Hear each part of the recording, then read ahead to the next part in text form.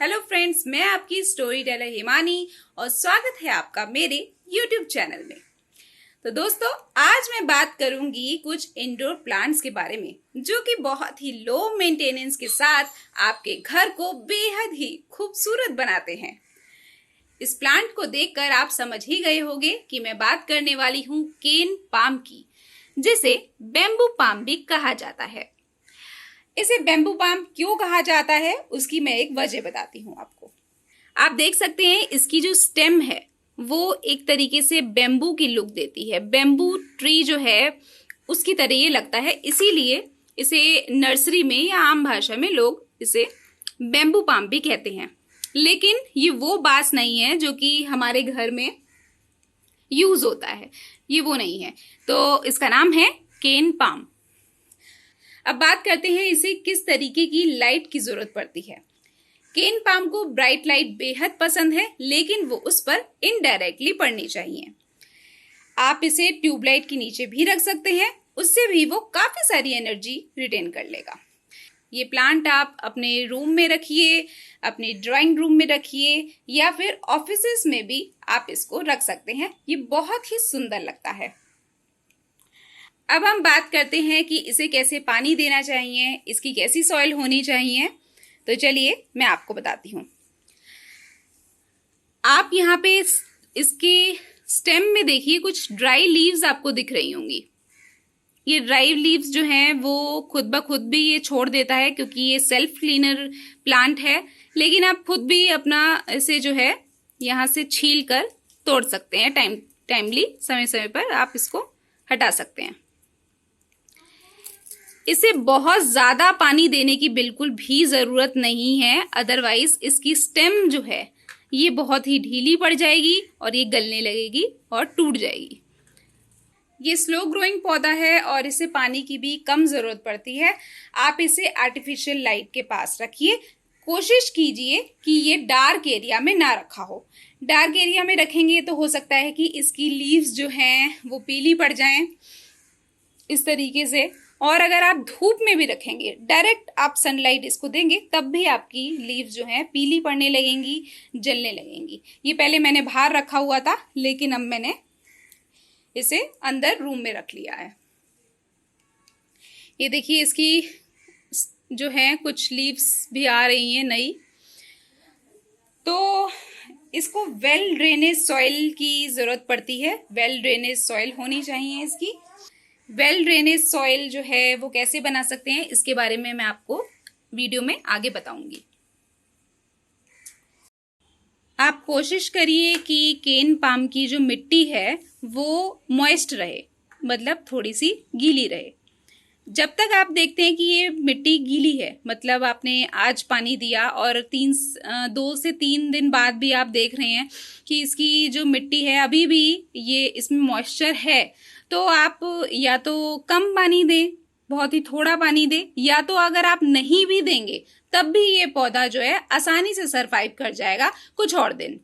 तो कितना पानी देना है, कितना नहीं देना है, थोड़ा सा आपको आपकी मिट्टी पे डिपेंड करता है कि किस तरीके की मिट्टी आपको छू के देखना, आपको छू के इसको देखनी पड़ेगी। तो मैंने अभी मुझे 4 दिन हो गए हैं इसको पानी दिए हुए। अभी भी मेरी जो मिट्टी है वो थोड़ी सी मॉइस्ट है, गीली है। मैं अंदर इसमें देखती हूँ खोल करके, तो मुझे पता लग रहा है कि अंदर तक भी मिट्टी गीली ही है। मतलब ऐसा नहीं है, आप अंदर हाथ डाल के भी आप अंदर मिट्टी को देख सकते हैं कि कहाँ तक गीली है। तो ये मिट्टी अंदर भी गीली ही है, देखिए। तो अभी मैं इसको पानी नहीं दूंगी, ये पौधा आसानी से 2 से 3 दिन अभी और चल जाएगा। उसके बाद भी मैं पानी देने से पहले चेक करूंगी। और रही बात लीव्स की, तो लीव्स पर आप स्प्रे कर सकते हैं। अगर आपको लगता है कि लीव्स जो है थोड़ी गंदी हो गई हैं तो आप उसे साफ कर सकते हैं, क्लीन कर सकते हैं उसे। तो अब बात करते हैं डेफिनबेकिया की, जिसे डम्ब केन भी कहा जाता है। इसे भी आप ट्यूबलाइट की रोशनी में रख सकते हैं, जिससे कि सूरज की रोशनी की कमी पूरी होती रहे। इसको सनलाइट, डायरेक्ट सनलाइट बिल्कुल नहीं देनी चाहिए, अदरवाइज इसकी लीव्स जो हैं वो पीली पड़ जाएंगी, झड़ने लगेंगी और टूट जाएंगी और पौधा इतना हरा भरा भी नहीं लगेगा। तो आप देख सकते हैं कि मेरा ये पौधा कितना सुंदर लग रहा है, कितनी इसकी ग्रीन लीव्स हैं और नई लीव्स भी इसमें लगातार आ रही हैं। इस लीव्स के अंदर भी मैं देख सकती हूँ एक और लीव जो है, जब ये खुल जाएगी तो इसमें उसके बाद एक और भी आ जाएगी। तो इसकी लीव्स के कलर से आप पता लगा सकते हैं कि ये जो पौधा है कितना हेल्दी है।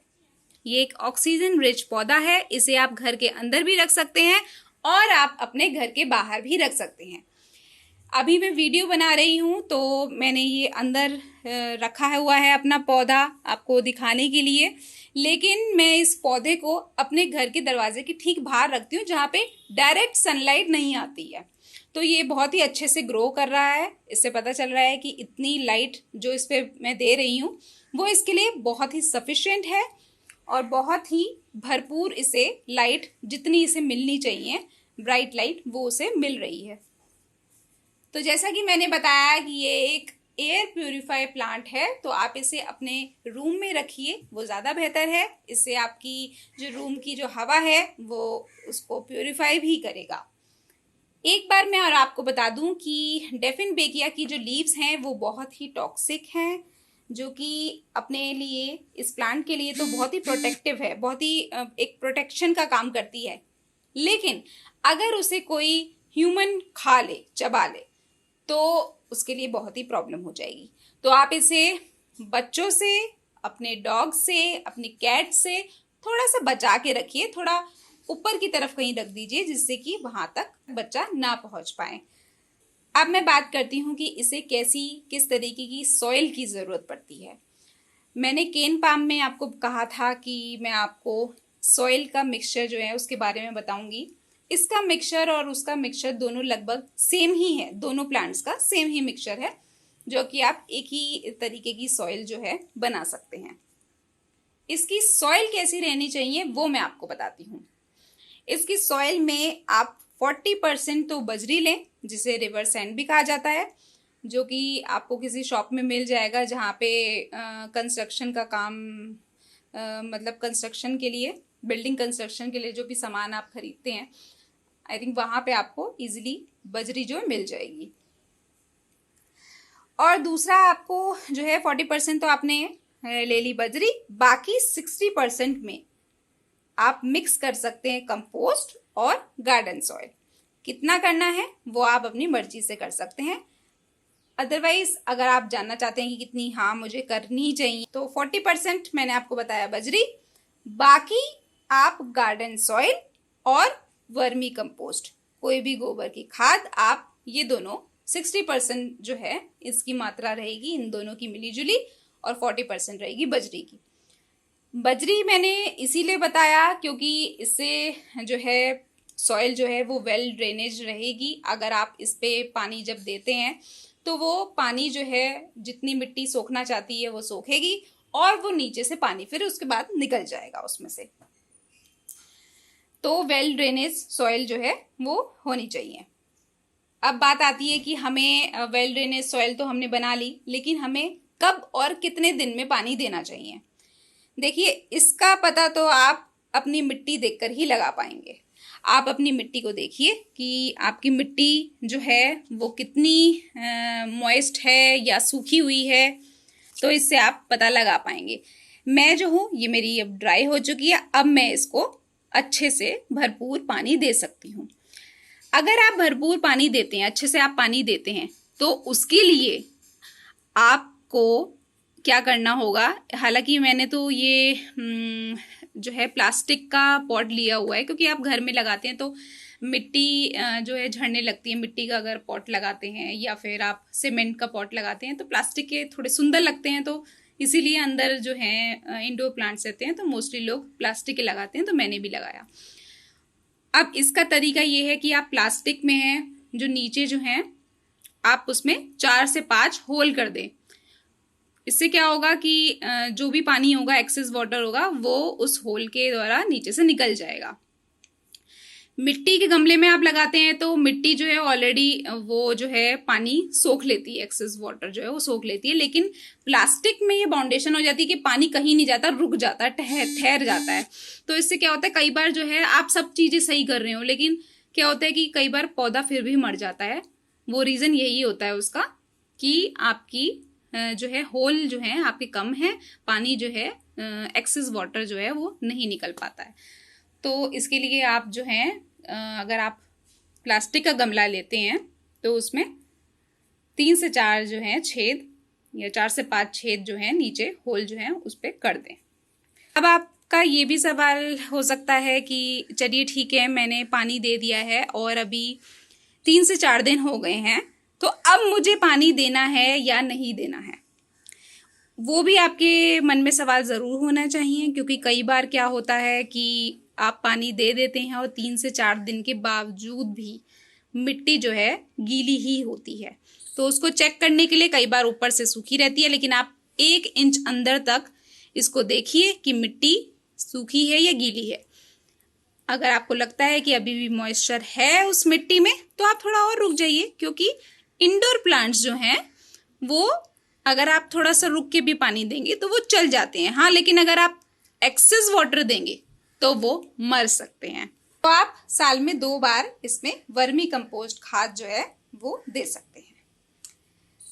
और केन पाम की भी सेम वही सॉइल मिक्सचर रहेगा जो कि मैंने आपको डिफेनबेकिया के बारे में बताया, वही सेम चीज़ इसमें रहेगी। इसमें भी आपको उतना ही जो है परसेंटेज आपको बजरी की लेनी होगी और आपको जो है गार्डन सॉइल की और वर्मी कंपोस्ट की। इसको भी मैंने जो है प्लास्टिक पॉट में ही लगाया हुआ है, तो इसमें भी मैंने नीचे जो है काफ़ी सारे ड्रेनेज होल किए हुए हैं जिससे कि एक्सेस वाटर जो है वो निकल जाए। तो आज मैंने आपको बताया डिफेनबेकिया के बारे में और केन पाम के बारे में कि आप कैसे इसकी देखभाल कर सकते हैं। बहुत ही लो मेंटेनेंस पौधे हैं ये दोनों और घर में बेहद ही खूबसूरत लगते हैं। तो अगर आपके घर में नहीं है तो आज ही आप इसको लेकर आइए और अपने घर को हरा भरा बनाइए। तो ये थी आज की मेरी वीडियो। आपको कैसी लगी मुझे कमेंट सेक्शन पर ज़रूर बताइएगा। मेरी वीडियो लाइक कीजिएगा, शेयर कीजिएगा और मेरा चैनल सब्सक्राइब कीजिएगा। Thank you.